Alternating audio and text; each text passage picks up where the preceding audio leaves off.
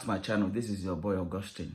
If this is your first time of coming to my channel, please subscribe and click the bell button to get notification when next I upload a new video. I'm back with you again with another video, but this time this is a different video topic. I just want to go into some of the stories we've been hearing from Nigeria. As you all know, I'm also from Nigeria, so whatever happens in Nigeria concerns me as well. Okay, for today we'll not be discussing about students or immigration. I thank God for social media. I sincerely thank God for social media. Do you know why?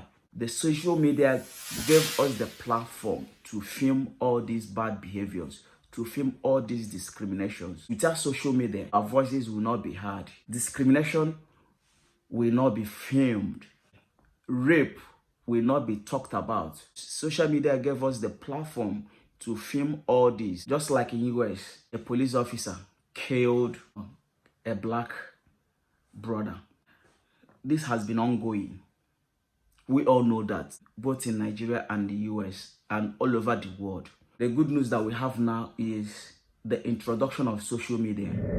I want us to look at the breaking news that's been coming out from Nigeria.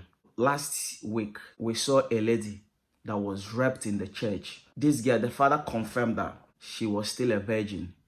But right in the church, right inside the church, she got murdered. She got raped. When I first read this, I shed tears. God, this could have been my sister. She could have been my sister. A monster got advantage of her, raped her, and killed her. It was last week. Now, another one emerged. Last Monday, a lady was robbed right in her home. They tried to rape her, but when she resisted, they stabbed her to death. Like I said, I thank God for the introduction of social media, because this is why we are talking about this, so that these monsters will face the full wrath of law.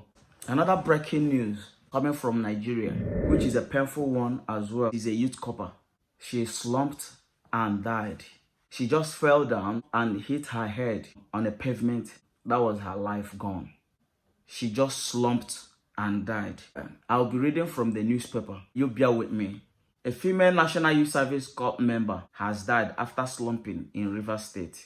The entire 2019 Batch C Stream 2 Corps members in Rivers State have been thrown into deep mourning after one of their own, Atia Florence Aduke, lost her life on Saturday, May 30th, 2020.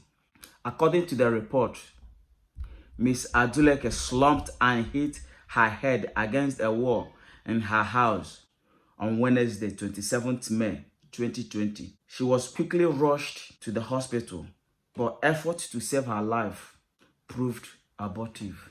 This is a sad news as well. But from the name, you could see that the lady is from Yoruba, serving in Rivers State. She lost her life while serving her fatherland. May her gentle soul rest in perfect peace. My heart goes to the family. Back to the next breaking news. A couple had their little boy of 10 months kidnapped right under the nose of the wife. The man works with National Road Safety. According to him, he got a call while he was in the office. His wife has a salon. Let me read the story. The family of Mr. and Mrs.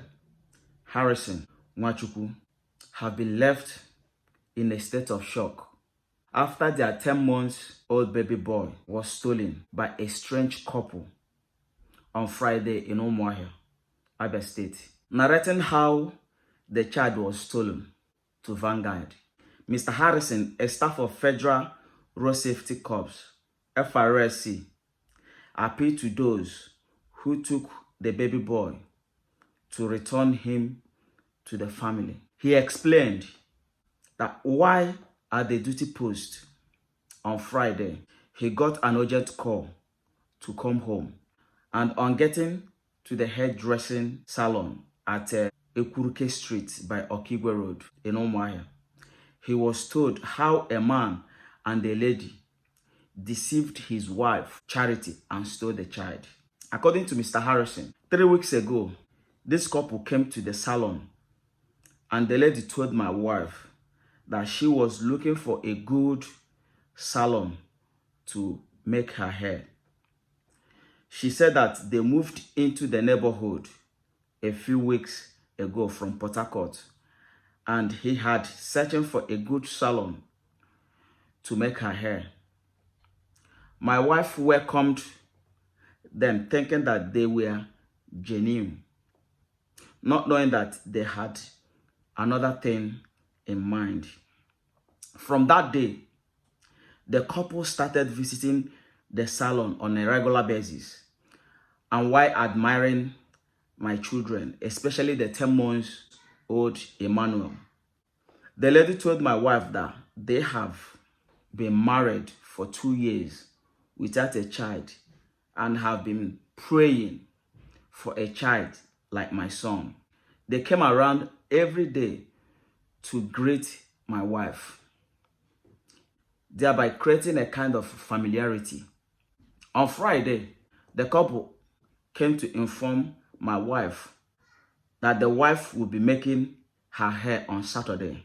But my wife told them that since Saturday was a cleanup day, they should come in the afternoon. They returned later on Friday with an excuse that they could not be chanced on Saturday. The man even bought roasted yam and ate it while my wife was preparing the attachment to make the wife's hair. While my wife was working on the attachment, the lady gave my wife a padlock bag and told her not to let her husband get hold of the bag because it contained money, which she didn't want her husband to see. It was while the stylist was busy preparing the attachment that the woman left while her husband took away the child, telling neighbors that she was taking the child to ShopRite to shop for him. On realizing that both husband and wife were nowhere to be found, my wife raised the alarm. On opening the bag, they discovered that it contained only serviettes. The matter was reported to the Central Police Station, Umuahia. Now, it is like my wife is developing a mental health issues. She has not eaten since then and would say that her son is crying and needs her. This is heartbreaking. So sometimes it is not good to trust a stranger. Always be cautious. Always be mindful of whom you are letting in your house, or where you work, or in your shop. This is shameful. God gives kids. I've seen couple 14 years, 10 years, 6 years, 12 years after marriage, they are yet to have a child. Talk of children. And when you see them, they are so happy. This is just 2 years. You haven't had a child and you decide to steal another person's happiness just to make yourself happy. I'm sure they've not thought about the consequences if they get caught. Because if they've thought about the consequences, they would never do such a thing. Putting this family in this state just to make themselves temporarily happy. Thank you and peace.